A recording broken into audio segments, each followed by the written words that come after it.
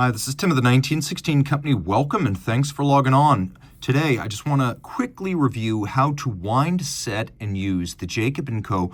Quenttin 31-day tourbillon.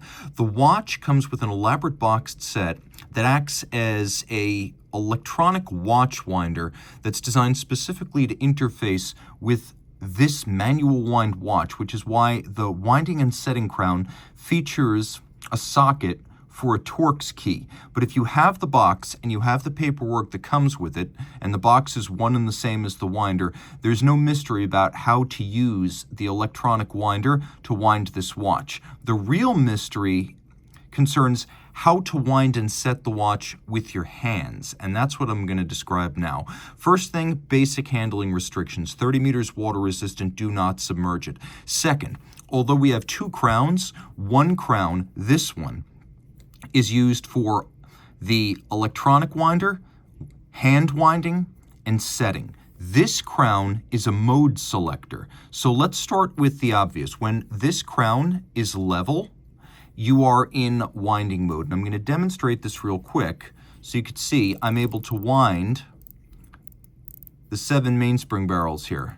Now those 7 mainspring barrels have a slipper spring internally, so that they cannot accidentally be overwound. So don't worry about crashing through the end of the travel of the mainsprings. You cannot overwind this and damage it or break a spring. There's a little power reserve indicator down here. It might look like a calendar. It's actually a 31-day power reserve indicator.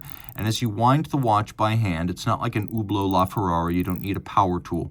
You will see that the days of the power reserve indicator scroll by as you wind up the watch. Now that's great, but what if you want to set it? Well, you might be tempted to try to force the issue with this crown, assuming that because this one is for winding, this one is for setting. That's not exactly how it works. See this little alternator right here?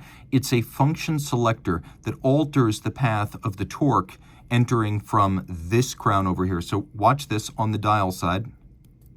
See how it alters the path of the torque? It selects a different gear train. It works just like this. That is winding. That is setting.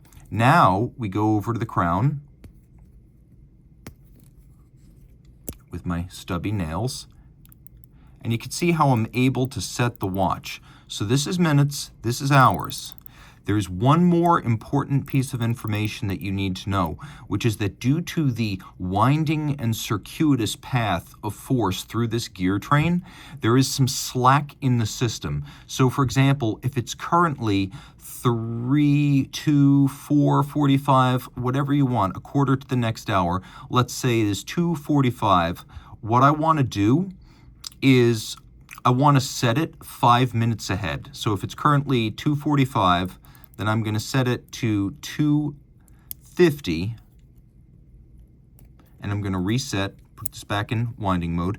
And because of the slack in the train, by the time we get to the actual 2:50, all of that slack between the teeth will have been taken up, and it will be driving the time display barrels again. So you always want to set the time 5 minutes in advance of the current time, because that is when the power will once again begin driving these barrels.